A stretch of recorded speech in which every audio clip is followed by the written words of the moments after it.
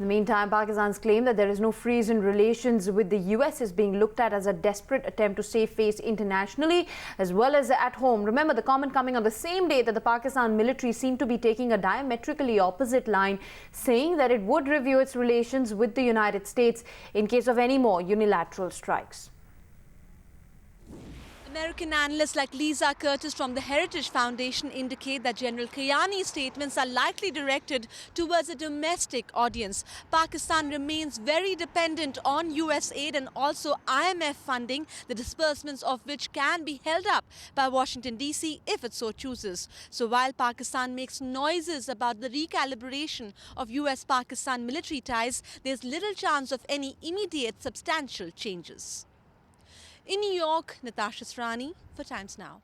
First time the most senior government official in Pakistan, the Foreign Secretary Salman Bashir, took to the national airways to explain the government's position in the Abbottabad operation that led to the death of Osama bin Laden. He made a robust defence of the government's position, also the military and the ISI, talking about how they have defended the country more than adequately for many years, but also stating the fact that Pakistan has been a cooperative partner in the fight against terrorism. There's also a salvo fired along the bows and mainly aimed at India, stating that any other country that might want to conduct such an operation, as did the Americans on Pakistani soil, would be robustly countered.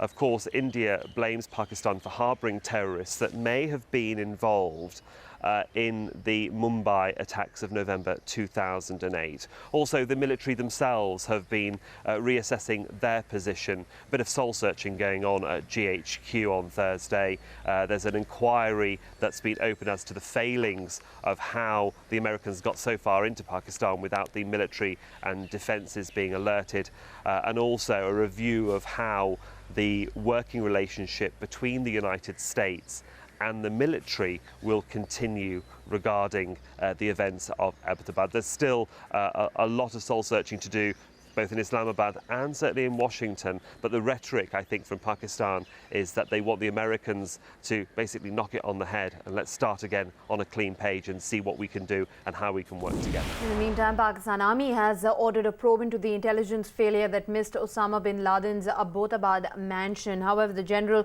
sense emerging that it could possibly be an eyewash to prove to the world that Pakistan Army did in fact have no clue that Osama had been living in a mansion that was nearly 100 meters away from a Pakistan military academy.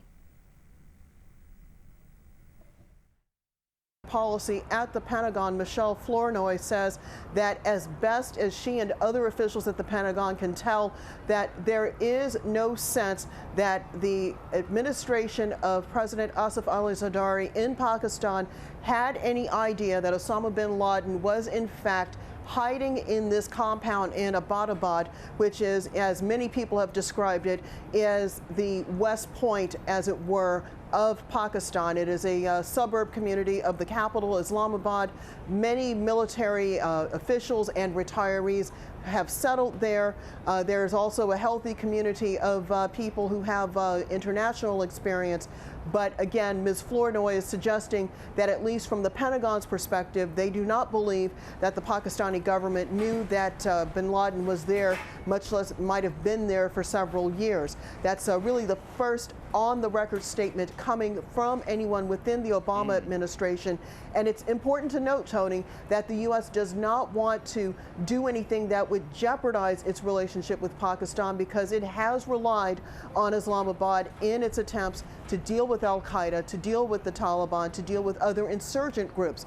That said, there is a lot of criticism, particularly coming from both Republicans and Democrats in the U.S. Congress, about what the Pakistanis knew, how much assistance might have been given, and who ultimately should be held responsible. And of course, in America, everything comes down to money. The Pakistanis receive some $3 billion in military and humanitarian aid from the U.S. every year, and these politicians are suggesting that that aid needs to be reviewed in the context of what has been happening with bin Laden these past 5 or 6 years. However, there are certain things that simply do not add up, even as Pakistan Army has launched a probe to understand just the intelligence failure that took place. How could the ISI, an agency known for its network, miss out Osama's compound in an affluent town that was just under 100 kilometers away from Islamabad? Also, is the probe an effort now to show that the ISI particularly was not complicit in hiding Osama bin Laden in Pakistan?